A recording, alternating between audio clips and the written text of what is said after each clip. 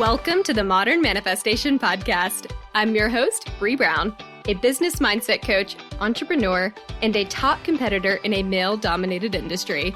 I'm a native Texan, the youngest of all brothers, and a lettuce-hating, wine-loving, curses-like-a-sailor recovering perfectionist. I've spent over a decade building my commission-based career, and my life's purpose is helping other women achieve the same multi-six-figure success I achieved before I was 25. I have a passion for helping women with mindset, money, and manifestation skills to help every young woman realize her full potential. If you're looking for vulnerable conversations, professional development, inspiration, or even a kick in the ass to get you motivated, you have come to the right place. Thanks for checking out the Modern Manifestation Podcast. Now let's jump right in to today's topic.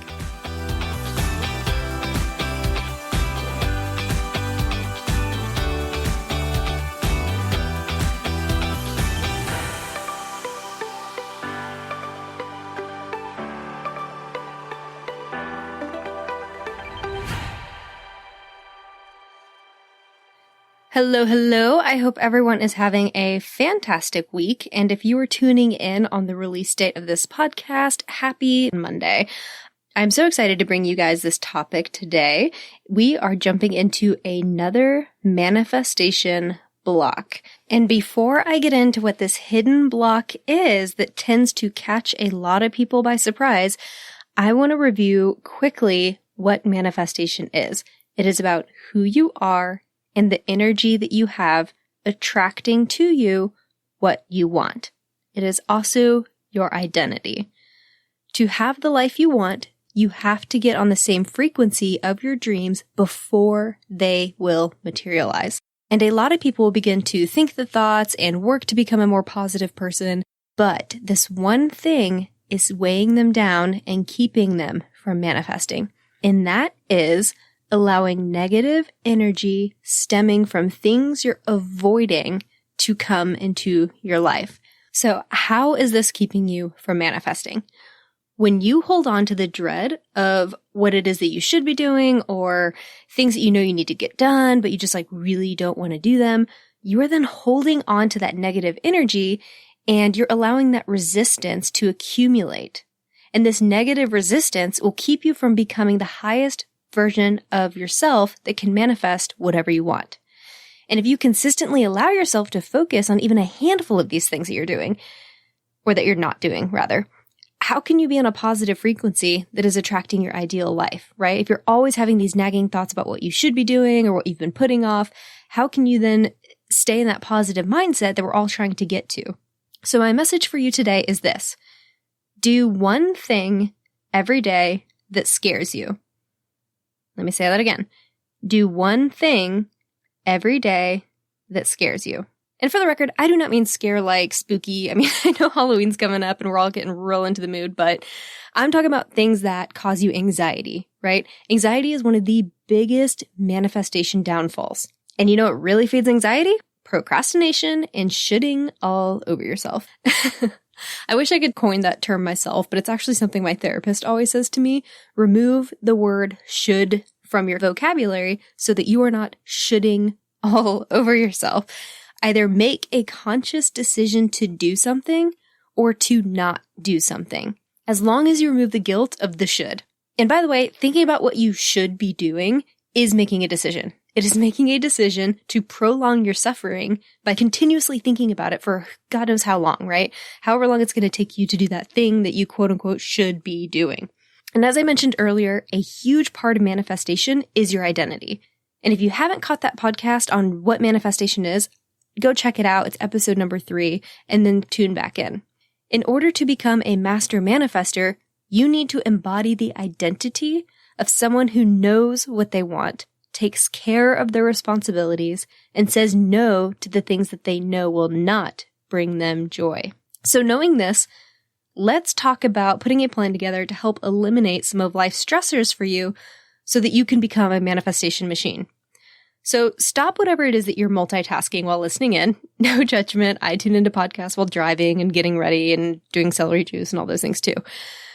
But whatever it is that you're doing, stop and grab a pen and paper. I want you to think about all the things that cause stress for you throughout the day, week, month, or even year. What are these things? Are they recurring? Are they annual? Is it a one-time thing? I want you to spend a lot of time on this list so that it is as exhaustive as it can possibly be. List every single thing that causes you anxiety, stress, dread, or causes you to procrastinate, whatever. And when I first did this exercise, my list was freaking huge, y'all. So let me give you some examples from my list. It included a breakup with a toxic friend, paying bills, grocery shopping, setting boundaries with a parent, tidying up a messy drawer, fixing a squeaky door, touching up paint on a chipped doorway. I mean, it had all kinds of things, right? This list does not have to consist of only life-altering things that cause anxiety, okay? I do not want this list to only have the big, overwhelming to-dos that you've just been putting off for years, because that's just too much to have on this list. We don't want it to just be that. I want this list to be comprehensive, so it includes all of the little shit that bugs you too, right? All the little annoyances throughout your day, your week, whatever. And like I mentioned in previous podcasts, these little negative interactions add up over time to create negative energy for you. And we want to try to avoid that, right? So this is just one more step and one more thing you can do to try to eliminate a lot of that from your life. So now that you have this comprehensive list of anxiety-causing or stress-causing things written down, I want you to look at this list and break it up into 3 smaller lists. And the 3 smaller lists are going to be things you can outsource, things you can do at a set time, and the third one, big challenges that will create major life changes. And if you're doing this exercise while listening in, hit pause, and when you have finished organizing these 3 lists, press play and we'll keep going. So now that you have this list, I want you to look at it with today's motto in mind, doing one thing every day that scares you. I want you to pick up these lists often and aim to make progress on a task that falls on one of these lists every day. Whether it be something you could outsource, make sure you set that up. If it's something you can do at a set time, ensuring that you schedule that and stick to that time. For me, it's like I have to schedule meditating or meal prepping or I don't do it. If it's a major life change, maybe you start with journaling the outcome or reach out to a coach or therapist to discuss the issue. Or maybe you already know what you need to do and you just need to jump right in and have that tough conversation you've been avoiding. So I've given you a quick intro to these lists already just by giving you some examples, but let's jump into each one of these lists specifically so that you have a better idea of what should be on these lists and what you can do to address them. So the first list is things you can outsource. Outsourcing tasks, especially reoccurring tasks, was a game changer for me, y'all. I mean, I did not realize how heavily of a burden certain tasks were weighing on me. And it wasn't until I decided to let them go that I realized how much more free time and how much more happiness I was bringing into my life. So as an example, Evan and I used to dread grocery shopping and getting our cars washed and cleaning the house. And even though these seem like really trivial tasks that I know we could easily do, right? We're perfectly able-bodied beings. There's no reason why we can't do these things. But factoring them into our schedules every week or month was exhausting. And I hated doing it. We both did. And so every time I had a moment of free time, I just thought about what I should be doing, right? Shoulding all over ourselves. And as a result, I was adding negative energy to my life and taking time away that I could be using to decompress or relax. So these trivial tasks end up doing more damage to our manifestation abilities than we realize because you're not only adding to the negativity with the shoulding, but you're denying the positivity that you could have had in its place. It's double damage for all my gamers out there. So when I sat down and looked at this list, I made the decision to delegate majority of the tasks really, to third parties. And at first, I was much younger, I was worried about the money aspect. Right? Because I look at all these things and I'm like, well, that's only going to take 20 minutes. This might only take an hour. This might take a couple hours at most or whatever. But you know what? I can go ahead and do it. There's no reason why I can't do these things. It's so easy to try to fall into that mindset of, oh, but I can do it. And it's really hard if you grew up with this thought process because I did. My dad was one of those people where you do everything yourself. We were such DIYers for everything. If the air conditioner broke, he had a book out and he was reading into it and figuring out how to fix the damn thing. And this is before the days of YouTube. He was just pulling out whatever book he had or talking to some guy at work or whatever to try to figure out how to fix these dang things. So that's the mindset I come from, is that you shouldn't pay to anyone to do something that you can do. So I had to really fight through that mindset as I was going through this exercise. And what helped me is realizing, and not just knowing, because I feel like we hear this all the time, but realizing and understanding and believing that time is your most valuable commodity. And it is the one thing in this world that you can never get back. So you need to put a price on your cost per hour and decide whether or not it is actually less expensive for you to outsource. And again, this is going to be a struggle for you to believe in if you've grown up with a very DIY hands-on family. But do not cut yourself short. And if you do not believe your time to be valuable, babe, come see me for coaching because you're so fucking worthy and I want you to know that. And let's work on identifying those underlying beliefs and getting you to a place where you're owning how much your cost per hour is. So using the cleaning example for me, not only do I feel amazing walking into a clean house that I did not have to touch, but I also can't help but just feel grateful, appreciative, and very abundant every time I do. The space feels amazing energetically, and there isn't this nagging thought in the back of my mind about cleaning. And by the way, I'm extremely type A, and cleaning for me is like a 6-hour process at the minimum. So whenever I outsource this task, I'm giving myself essentially an entire workday back. Then I've gifted this time to myself to use in whatever way I see will be the most benefit for me. Whether I use it to relax, decompress, work on my business, whatever, it is my choice to utilize that time as I see fit. And that is so fucking empowering. Right? So think about all these little things that you're doing throughout your week. Maybe your list is similar to mine. Maybe it's cleaning and grocery shopping and meal prepping or whatever. Figure out how much time you actually spend not only on doing the activities, but the mental load that it's adding to you throughout the week. Yes, it might only take you an hour to go grocery shopping, but how many hours and how much time are you spending the whole week thinking about that thing? Like, oh, I really need to add this. Maybe I can go before this or after work or whatever. We often don't factor in that additional mental load from that task also. So outsourcing is not just a 1-hour time saving that you're doing. It is outsourcing minutes, if not hours of your valuable time to someone else. So think about some of those things and decide what in your life you could outsource.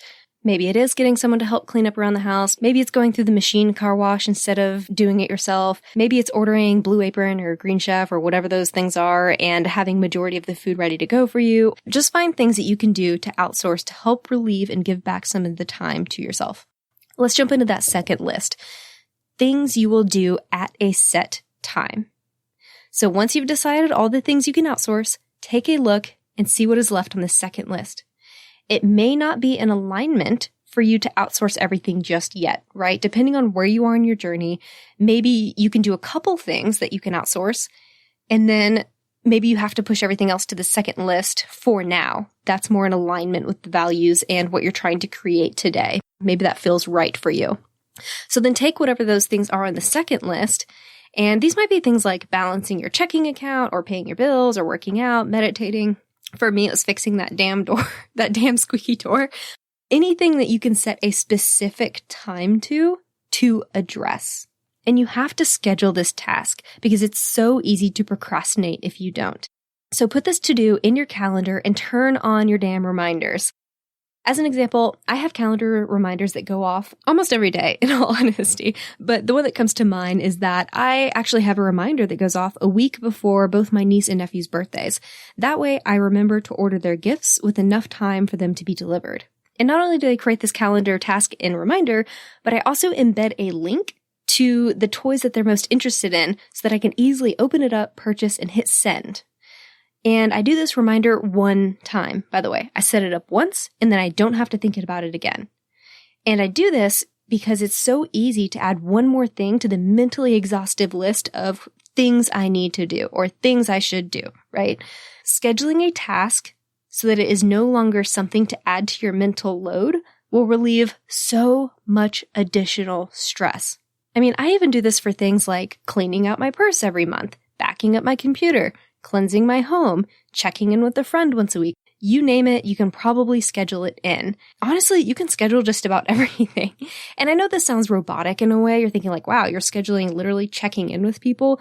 Yes, I mean, for me, this helps me be a better person too, because I have thoughts all the time, and I don't know if you guys do this as well, but I'll sit there and be like, oh, I really need to text so-and-so and see how she's doing after her mom's surgery, or I really need to text so-and-so and figure out what the latest is on their IVF journey. It's like these things you think about, right? The what you should be doing, but you're not actually taking that action. And so if I can't do it in the moment, if you have a smartphone, ask Siri, hey, remind me at this time, on this date, to reach out to so-and-so about this. I want to address these things with people, and sometimes it's like you just keep putting it off. It's adding to your mental load, and then 6 months down the road, you feel like an asshole for not having reached out to that person about whatever it was, right?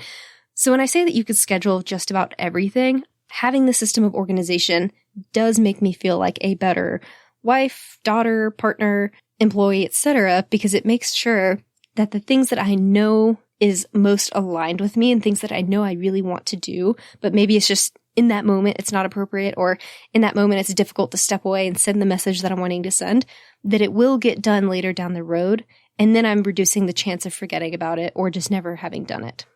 So once you've scheduled the task, do not allow yourself to miss an appointment with yourself. And if you tuned into my Dating Yourself podcast, you will remember that sticking to the commitments you make to yourself is an act of self-love. It's important, so I'm going to say it again. Sticking to the commitments you make to yourself is an act of self-love. So set reminders, make sure it's not likely to be rescheduled, right? So maybe it's first thing in the morning or on the weekend. And when the time comes to handle the task, do not think about it. Just do it. I think I mentioned Mel Robbins' 5-second rule in another podcast. Count to 5 and then start before your brain begins to talk you out of it. Just get it done. And so for me, I had to do this. I've actually outsourced this at this point, but I say outsourced it. I have given this task to Evan because it's just something that I don't enjoy doing. And for me, that is paying bills. And so I use this Mel Robbins technique, 1, 2, 3, 4, 5, go. And I would just grab my laptop and I'd open everything up and I would just start paying bills. And what's funny is it's a task that only took me 10, 15 minutes tops, if even, right? I mean, sometimes it was way easier than that because back when I was paying bills still, I had very few credit cards anyway. But it was just like the act of getting at my laptop and then looking at it and getting everything done.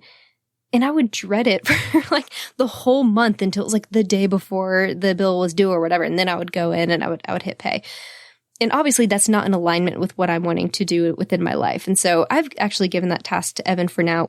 Don't get me wrong, I'm still very on top of finances and discussing them, but when it comes to bill paying as a task, he actually likes doing that. I don't know why. He's a math major. He enjoys balancing all that stuff. So I'm like, hey, you know what? That is your thing. Have at it.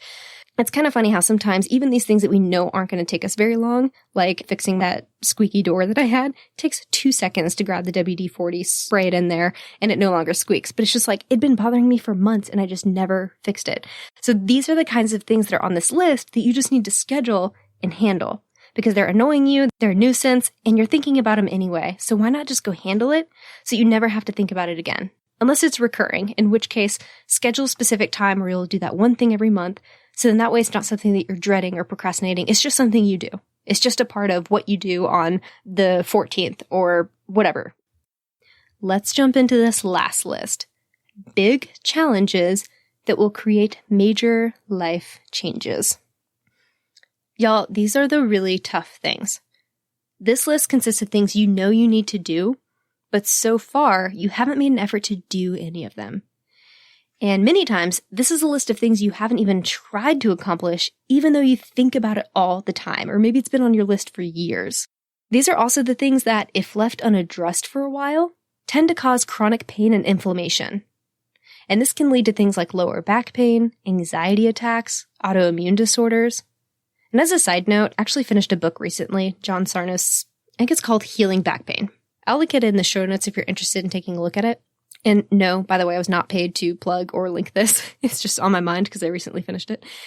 And for me, this ended decades of lower back pain because I realized that my lower back pain was strongly attached to emotional issues that I'd suppressed and had never dealt with. And once I started dealing with those things, it's amazing how quickly my lower back pain started dissipating. So if that's an issue that you have, or if it's any sort of inflammatory issue, I'd go check out that book. It's like $7 on Amazon, so let's get back on track.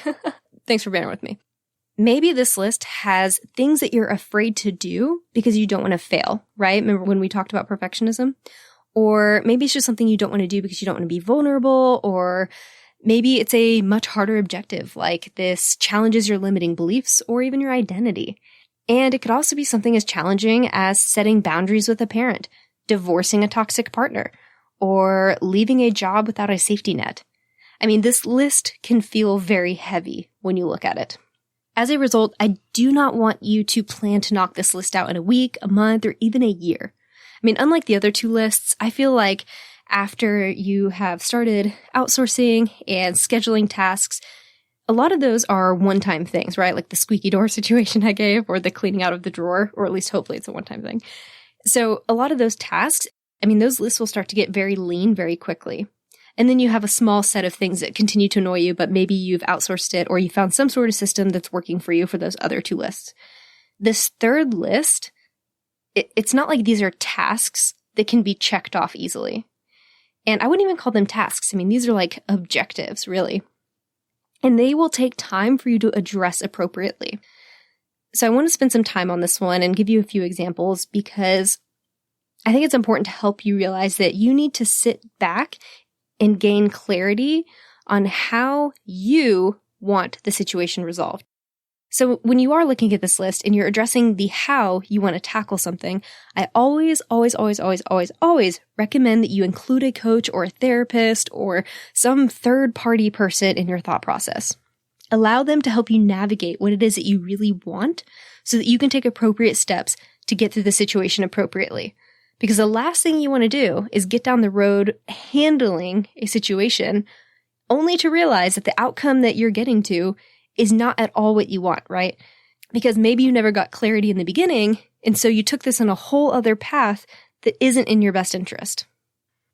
For me, my list consisted of things like breaking up with a toxic friend, setting boundaries with a parent, sticking to a healthy lifestyle, etc. And what's so funny is I was actually writing the show notes for this podcast last night, and I was sitting here thinking about that, and I was like, oh shit, I actually haven't done that thing yet with the breaking up with a friend. And it's so funny because I've done work on all of the other things, but for whatever reason, breaking up with a toxic friend, I knew it was going to royally suck. This was a friend that I've known since I was 4 years old. I mean, she was in my wedding, we were roommates at one point, and we just had so much shared history. So when deciding how to move forward to address the situation, I thought about what the ideal outcome would look like for me, right? I sat down and I said, okay, well, I need clarity. What do I want from the situation? And in doing that, I realized that the only two outcomes that could mend the relationship were either addressing her toxic victim mindset, which I could not change, and it seemed like she had no interest in changing herself, or I had to accept who she was, which I felt like I couldn't do because this meant that in order to accept who she was, I would have to compromise my values and at times my boundaries. And so as a result, I'm looking at these two outcomes and I'm like, both of these ideal outcomes are highly improbable and unlikely to happen. And so at that point, I realized this is a toxic relationship that's no longer serving me. And this really sucks, but I need to let it go. I need to let her go. And like many women, I mean, for most of my life, I've held this identity that I'm just someone that doesn't like confrontation. So addressing this breakup head on was a challenge. However, I think it's important in this day and age is to mention that you do not have to give the other person a response in a breakup. And this is not the same thing as ghosting. I'm not saying that you don't have to let them know that you're breaking up with them. That's not what I'm saying. I'm just saying that you don't have to allow them to respond and or you don't have to engage in their reaction. As long as you are clear about what it is that you do or do not want with them, and you are setting a boundary, you are not ghosting. And I think it's so important to make that distinction, right? Because we're talking about doing things and staying true to yourself, also being kind, and kind is clear, right? As Brene Brown always says. And admittedly, I mean, I do not condone ghosting, but in my early 20s, I am ashamed to say that there were 2 people that I ghosted in my earlier days of dating. And it wasn't anything against them. It was just that I did not know how to have tough conversations or handle the emotions of one. And so I just avoided the conversations altogether. And that wasn't fair to them. And I've learned a lot of lessons from that. So in order to avoid ghosting, You need to give a clear goodbye and set a boundary. But you do not have to give an explanation. That's all you need to do in a situation like a breakup. So when I broke up with my friend, I simply stated, I'm no longer interested in continuing this relationship moving forward. I care and respect you, and I think this is in both of our best interests, and I will no longer be responding to your communications. I was kind, I stated what I wanted, I was very clear, and I set my boundaries. And now all I need to do is continue to enforce my boundaries. So if she does reach out, I don't engage in any reaction or response. I stay true to my boundary, which is, I am no longer going to respond to communications. That was the last thing I was going to say, and I just need to stick to that. So obviously I've tried to tackle a lot of these things on my own big challenges list. However, I have not tackled everything just yet. I mean, as I mentioned earlier, some of these things will take years, and I strongly recommend that you work with someone on the how of your issue, whether it be a coach or a therapist. For me, I've worked on the how with my therapist to gain clarity on my wants for my relationships with my parents. And it's funny because at first I came to her with a checklist and a plan, and I was just like, all right, here's what I'm due, X, Y, Z. Here you go, stamp it for approval, give me a signature, and I'm off to the races. And it's so funny because instead, all I got was an unbiased, neutral party looking at my plan, and she just started poking holes in it. I had created a plan and a strategy to address this issue in my life, but it wasn't addressing the root of what I really wanted. And I would have spent so much time having tough conversations that wouldn't lead ultimately to where I wanted to be. And it's funny because I do clarity sessions with clients all the time. I help people get to this point of clarity and to figure out what it is that they really want. But it can be so challenging for you to do this for yourself when you're so close to the situation, when there are emotions involved and when you're passionate about something and it's something that is closely tied to your limiting beliefs that you're constantly trying to work on as well. And this is why I even say coaches need coaches and therapists need therapists, right? Because you need that neutral party to stop you and say, hey, this is a great plan, but I don't think it's actually going to get you what it is that you're trying to achieve. This is what you're saying. This is what I'm hearing from you. This is what your body language is telling me. And let's take a few step backs and address whether or not that initial idea that you had is true to what you really want and true to the outcome that you want to have. Or if it's what you were telling yourself you wanted, and therefore you created this entire strategic plan around something that will ultimately never get you to where you want to be. So when this happened with me, it's kind of funny. I have this realization moment of like, oh, crap, you're totally right. I totally took this train down the left field. I just mixed like 4 metaphors together. Yeah, whatever. You get my metaphor. When my therapist and I sat down, I realized I was going in a totally different direction. And so we really drilled into my values and my wants for my relationship with my parents. And I realized that for me, I was always taught that family is everything. And you are blindly loyal to and prioritize your family above everyone else. And it probably doesn't surprise you to learn that my family does not have any boundaries. And so as a result, trust in our family is constantly broken, expectations are not managed, negative drama is always expected, and transparency is non-existent. I mean, this is essentially my family functions. And these rigid family beliefs that I was taught of blind loyalty do not align with my current life or my values of authenticity, trust, kindness, and I can no longer just visit either parent for the holiday or for major life events or whatever, just because that is what family does. Because to me, that's not authentic. And by the way, this has been an extremely painful realization because I have a set of conflicting beliefs that have caused a lot of anxiety for me as a result of the contrast. Because on the one hand, I have this limiting belief that I need to put my own needs aside in order to appease the family. But on the other hand, I'm rebuilding my belief system that is centered around my core values. And those values are authenticity, trust, and kindness. And so I cannot be both true to my values and appease my family. I cannot do both at the same time. And so it's a tough realization to know that if I am authentic and true to myself, which is where I need to be to manifest, then I won't do things that cause me emotional stress and unhappiness, like visiting either of my parents or indulging in their negative habits. And before I began this self-work, the visits with both my parents unfortunately reinforced my resentment and my apathy towards them. And this felt horrible. It never feels good to have that kind of emotion bubbling up in you, especially when you're on this life journey, you're doing this personal and professional development work, you're trying to do all the right things, and then you have this moment of just pure negativity, and you're just like, this does not feel good. This feels so the opposite of what I'm trying to create for my life. I want to get to a point where these relationships do not strain me in the same way so that I can enjoy my visits. But before I get there, I need to focus on continuously getting clarity, setting boundaries, and reinforcing them so that we can build our trust. And I will also have to do a lot of internal work to heal my pain and to be able to offer them forgiveness before we can have a strong relationship. But before those things happen, I'm just going to have to stay true to my boundaries and accept that their reaction is going to be negative and probably very ugly. And so I am reaching a point in my maturity as an adult where I'm realizing that it is okay that you have a negative response to that, and your negative response is not my problem.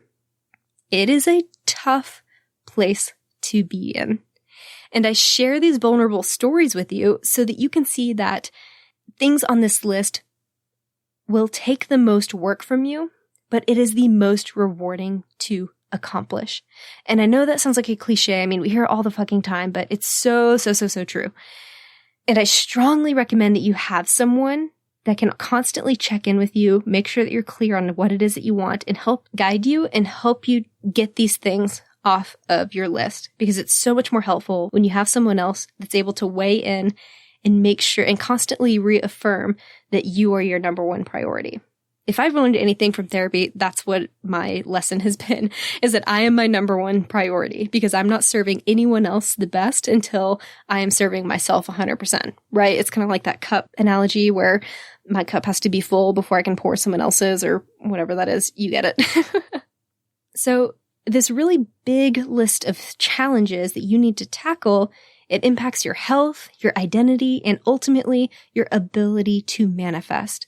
And that is why it is so critical to address these things, even though they suck. And even though it's going to be like stepping into the ring of fire, and you're going to feel vulnerable, and at times you're going to really hate it.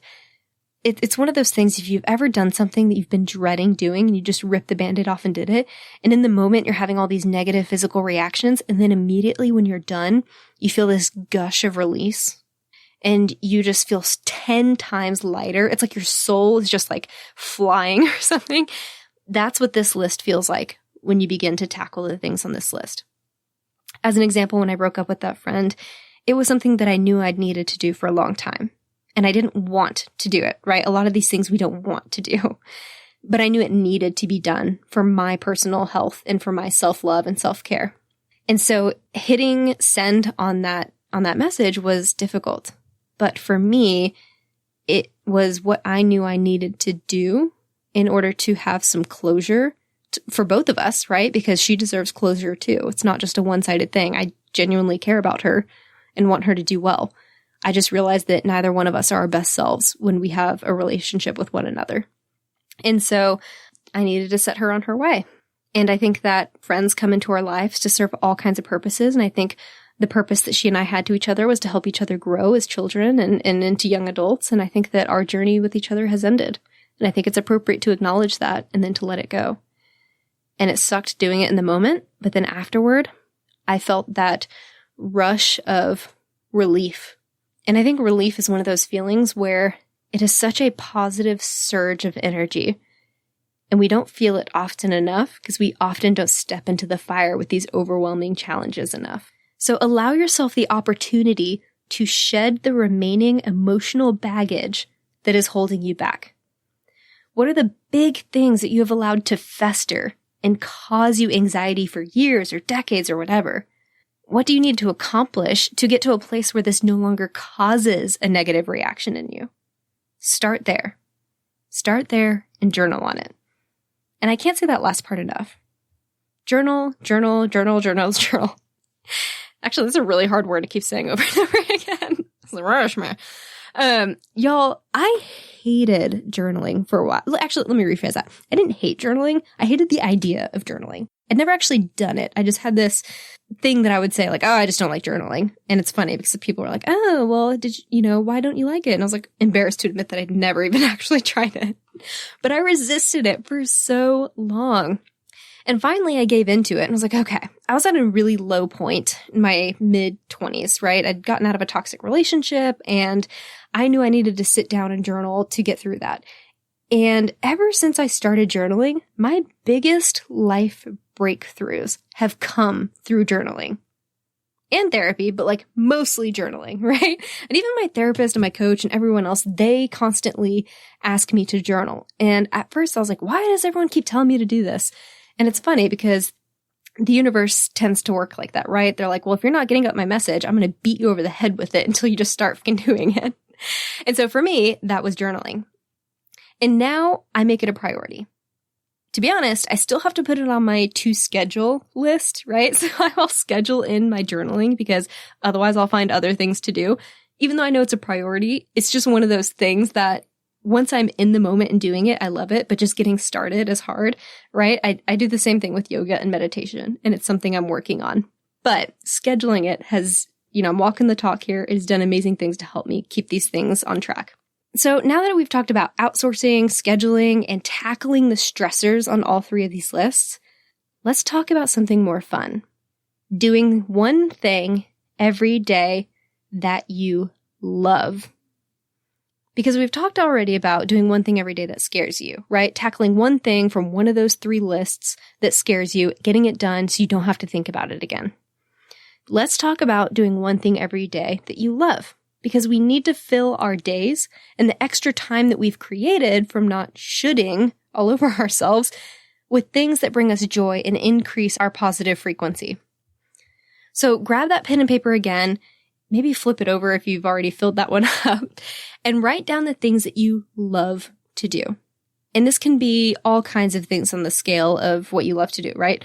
For me, this was things like visiting my local coffee shop every morning, taking my dog for a walk, working out, taking the motorcycle out, reading, taking a bath, going for a spa day. I mean, whatever, right? Even just looking at this list should bring you joy because it's a reminder of all the things you love to do and all the things you're grateful for. You can also call this list a things that bring me joy list, right? If you're a big Marie Kondo fan, I swear she's going to think I'm like one of her biggest fandoms if she ever listens to my podcast. I think I've mentioned her on like 3 podcasts already. So once you have this list, choose at least one thing every day that you're going to do that will bring you joy. And as you're doing the task, focus on being present, enjoying the gift you're giving yourself, and embody the gratitude you have for being able to do this thing. We need to ensure that we're backfilling the time we've given ourselves with positivity. And if you do these things, you will be well on your way to manifesting your best motherfucking life. So I'm so excited for you guys. If you're listening in and you didn't have a chance to do these exercises in real time, don't put it off. Give yourself the self-love and the self-care and make sure you get this done this week. You know what? I'm going to say today. Get this done today. Schedule it and get it done. Once you have written out your lists, please share some of these things that you're going to tackle with me on IG. Either tag me in a photo of your list or comment on this podcast post on IG so that I can see what you're up to. I want to see your progress as you're making it. I had so many people tag me in posts about their decluttering their closets and their wallets and their purses. I love it. Keep it coming. I want to see that you guys are walking the talk and implementing things, and I want to help hold you accountable. Thank y'all so much for tuning in with me today. And if you haven't already, I would love, love, love it if you would rate, review, and subscribe to this podcast. That way you are dinged every time a new episode is released. And it will also help me get in front of other badass women that could use these messages and helping them in their healing and personal development journeys. And to everyone that has subscribed, rated, and reviewed so far, thank you, thank you, thank you so much. I am blown away with how many listeners we've had, only having been live for about 3 weeks now. We've already had over 400 listeners tuning in, and that is phenomenal considering I just thought like clients, friends, mom, grandma would be the ones listening in, but to all my friends that are in India and Belgium and Ireland and the UK, welcome, welcome, welcome, welcome. Thank you so much for tuning in. I see you guys. I see your numbers increasing over there. And whoever is sharing my shit, like, thank you. You are awesome. I'm experiencing an unexpected growth in those areas. Have a fabulous rest of your week, and I look forward to bringing you more next Monday. Thank y'all so much for hanging out with me today. If you enjoyed this podcast, hit subscribe so you can stay up to date with new episodes. As always, we would love it if you would share this episode with friends and family who could use the inspiration. As a new podcast show, we would really appreciate your honest feedback so I know what you like and what you could use more of. As a thank you for leaving us a rating, we will send you our 7 weekly tips to create space for abundance. Make sure you screenshot your review and email it to us at hello@themodernmanifestation.com so we can send them straight to your inbox. If you'd like to stay connected, you can find us on Instagram or Facebook at Modern Manifestation, or you can head to our website at themodernmanifestation.com. Thanks again for joining me, and I will catch y'all in the next episode.